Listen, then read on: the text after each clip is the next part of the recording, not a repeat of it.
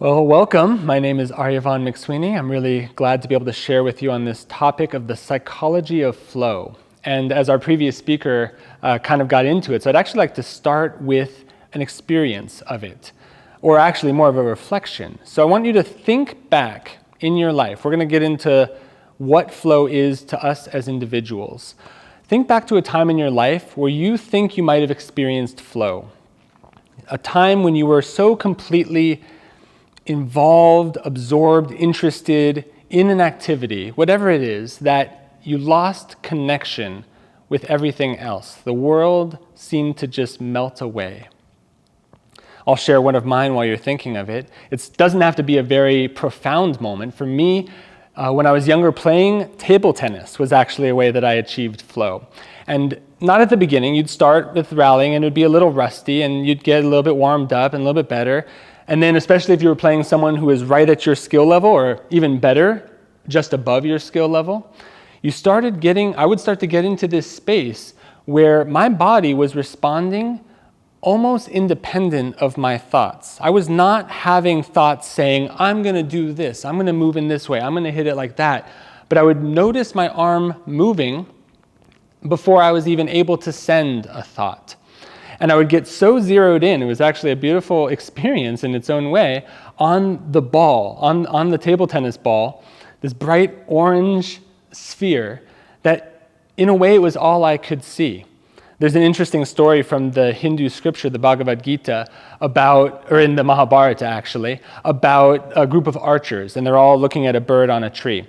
And the archery teacher asks the first student, what do you see? And he says, oh, I see the tree, I see the leaves, I see the bird, I see the sky and the clouds. And the teacher says, you may shoot, but you'll miss. And the next student, maybe picking up on it, says, oh, I only see the bird. And it's like, well, you can shoot, but you'll also miss. Until it got all the way to the last archer, and his name was Arjuna, and he said, I only see the eye of the bird. And the teacher knew, you are focused enough, you are in the flow, you might say, you may now shoot and you will succeed. And he did. And this is what it is to be in the flow, to sort of have that experience be so narrowed down, be so focused, that we are completely one with the object of our concentration. But first I want to go back a little bit more and introduce the psychology of it. As was mentioned in the previous talk, Mihai Csikszentmihalyi wrote this book called Flow, and it's about optimal experience. And when he describes optimal experience, it's actually very interesting because on one hand, he's a psychologist and he's coming from a somewhat psychological background, but a lot of the language he talks about when he's talking about this optimal experience that we're trying to achieve is actually, very interestingly, tied to other language that I had read before. And this was the language of Eastern philosophies. You'll see in the writings of yoga and the writings of Taoism, this common thread that if we can basically let our external reality go, if we're able to disconnect from all of the things that are constantly demanding our attention, that we won't only be able to concentrate single-pointedly, but we'll actually have an experience which is transcendent. And that transcendent experience is called by many names. He, in this book, calls it the optimal experience, but you might also call it Ananda, which is the name that they give it in yoga, which is joy or bliss. And so when he was talking about all of these things, I found it very interesting that even from a psychological background, even from a purely scientific background, he was able to reveal in his research that one of the main things that we confuse about the idea of flow, about being able to experience joy, is that it is outside. It is somewhere outside of ourselves. And that if we concentrate on our external conditions, and if we try to just rearrange those in the right way, and we say, okay, I'll move this over here, and I'll make that happen, and I'll impose my will onto the world, that somehow I will then experience joy. The problem is, and if you're at a conference like this, you might have stumbled on this already in your own experience, is that either it works for a little while, or it doesn't work at all. It's not a lasting experience. And what Mihai is trying to say here, I'll say his first name because his name is a little bit difficult for me to pronounce. Mihai is trying to say here is that we need to not focus on the external in order to experience joy, because joy is an inherently internal experience. So by focusing outside to achieve something inside, we're actually, you can see very logically, focusing on the wrong thing. And so then he comes into this whole other idea about, okay, how do you try to create this optimal experience and different ways you can look at the world.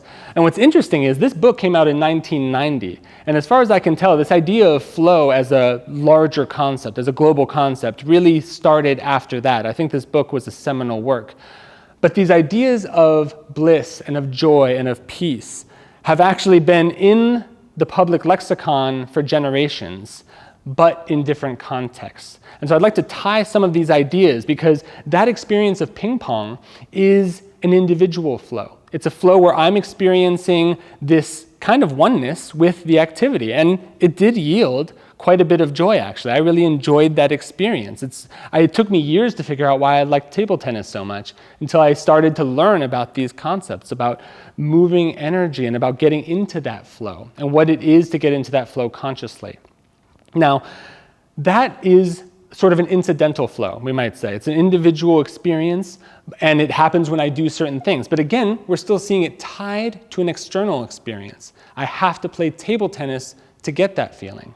But that obviously is not the highest goal. And if you read the works of Eastern traditions, you see there's actually a way that you can get in tune with that flow all the time.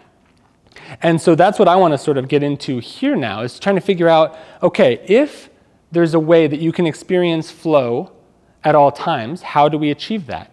Now, I think the first way, the first step, let's say, on this journey is to understand that the flow exists. It pre-exists us. And that this flow feels universal, or feels individual when we experience it, but in many ways is actually a universal experience. And that this universal flow, in some ways, is actually one flow. And that means that our job is not to sort of draw the flow into ourselves, it's to recognize that the flow is already there. They talk about it in Taoism as wu wei, which is basically, actually it is translated more or less as flow, the flow of life, this existing river of energy, you could say, that flows through all beings, through all consciousness. And in fact, in Taoism, Lao Tzu talks about removing the external confusions, removing the external desires and attachments and all these different things, and trying to be in the moment in order to achieve that wu wei. Because that river is flowing. You can sit on the beach of a river and you're not in the flow. You can even you can get into the water where it's kind of behind a rock and it's right on the beach and the water's not really flowing at that point. And you can say you're in the water, but you're not yet in the flow. But when you get all the way into the center of that river and then the river is carrying you, that's the experience that we're looking for. We're trying to take away, in some ways, this sense of individuality in order to understand and experience our true individuality, which is our own unique expression of this flow. Obviously, it looks different for you than it looks for me, and it looks for him or her or them. But this one energy that runs through all of it actually manifests in a united way in all these individual manifestations.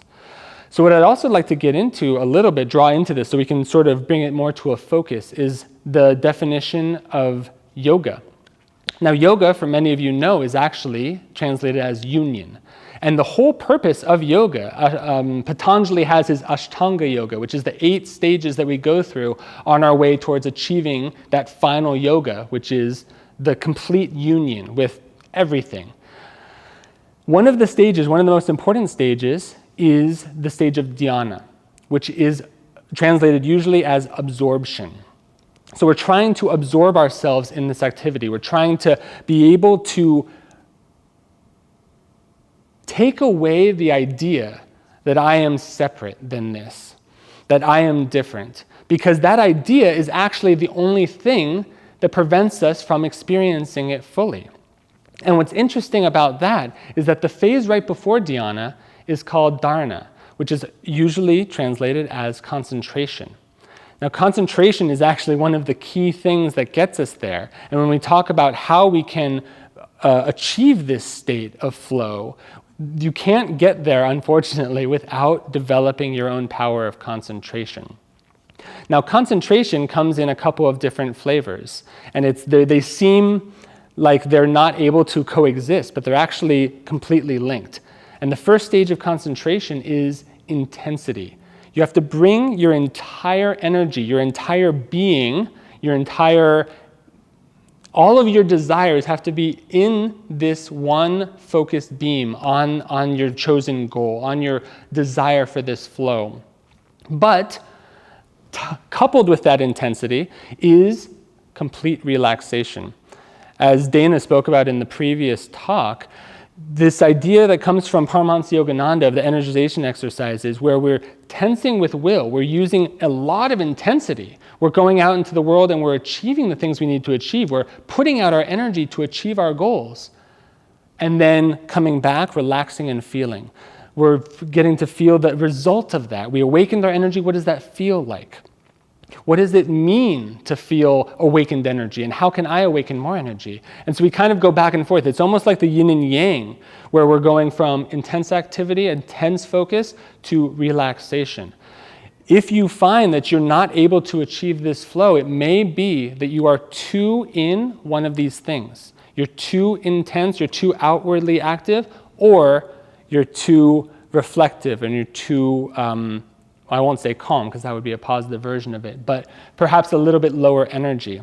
Yogananda actually said, one of his key phrases was, the goal of life, or the best way to have a successfully happy life, is to be actively calm and calmly active. Trying to bring those two things together. So when we try to create this flow of energy, we have to remember that it's a dyad. We're kind of in this dance, and you have to be intuitively ready to know when is time to bring that intensity, to bring that energy, to bring that fire, and when it's time to live in that water and to relax and to be and to basically you get to experience the results of that action. You get to experience the positive benefits. One other aspect of this flow state that I want to talk about and about achieving it is being in the now. So one of the things that prevents us from being able to be content in the now, to be able to be actively calm, is the thought of past and future. And if you think about it, if you drill down to all of the times when you've been preoccupied with the past or future, it was because of some desire or some fear. You know, I want to go to this restaurant this weekend. Just in that thought, you've already put yourself, your own sense of satisfaction and happiness, out there, somewhere else, sometime else. And in some small way, even a very subtle way, you've made it impossible to be fully in the flow, to be fully in the now. Similarly, if you're afraid of something that's coming up, you're nervous about something, you're actually giving away your own power over your happiness. This is something that Mihai talks about a lot in that book, the idea that external factors are actually us giving away our ability to achieve optimal experience or joy. And this lines exactly with the teachings of yoga and Taoism, which is that everywhere we go, we have a certain amount of energy, let's say. We have a certain amount of being. Every time we have a little, oh, I wish this was that way. Oh, I want that thing. Oh, I'm afraid that thing's going to be really hard. Oh, what will the people think of me? We're just giving away that energy. And all of yoga is bringing that energy back in to the self, where we can then get to enjoy it and experience it and realize that we actually are a part of this larger flow. One technique that I've used that you might consider incorporating for achieving this, because it's so easy to say, just don't desire things. But that's not really practical for us, right? I mean, we're a bundle of little micro desires all the time. Oh, I like this ice cream, but not that one. Oh, I like this, I don't like that. It's hard to just like stamp out all of those. But what I'd say is, if you feel like there's something that you're afraid of, there's something that's really looming in your mind, or there's something you really desire, take a moment. You can even do it now if you think of something. Close your eyes and try to visualize very, very clearly that bad thing happening, whether it's not having that thing you desire, or the worst possible outcome of this, you have to go give a talk and just everything goes wrong. The presentation catches on fire, everything falls apart, whatever the worst possible scene is. And I want you to take a moment and just feel, could you be okay in that moment? Could you accept that? Now, the first time, or the first 1,000 times, you may feel like you can't. But I know from personal experience that the more that you practice this, the more that you kind of visualize, what would happen if I don't get that thing I want? Would I still be able to be happy? You're actually severing that energy that you've sent out, you're cutting it off. You're cutting off from the source. And every time you do that, you get to replenish your own source just a little bit more.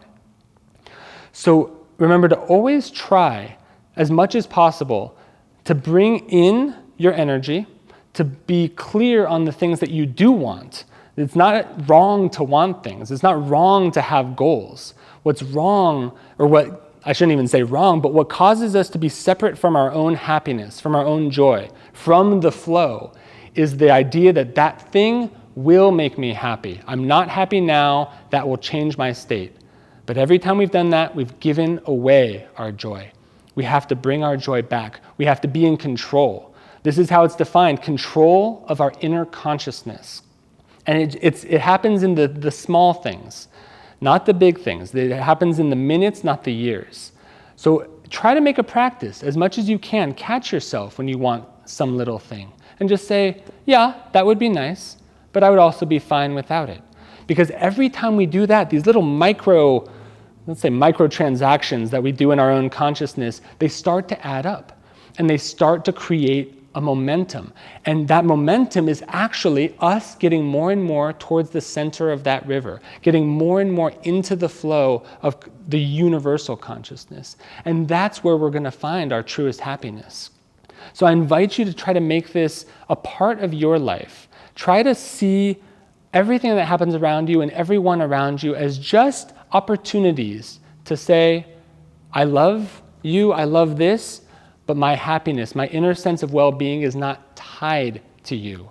It is not because of you that I'm happy. I feel joy when I'm around you because that joy is actually inside already. And when we're able to do that, we are actually able to achieve what is known as the holy grail of all of life, which is to achieve lasting happiness. I wish us all very, very good luck on this journey.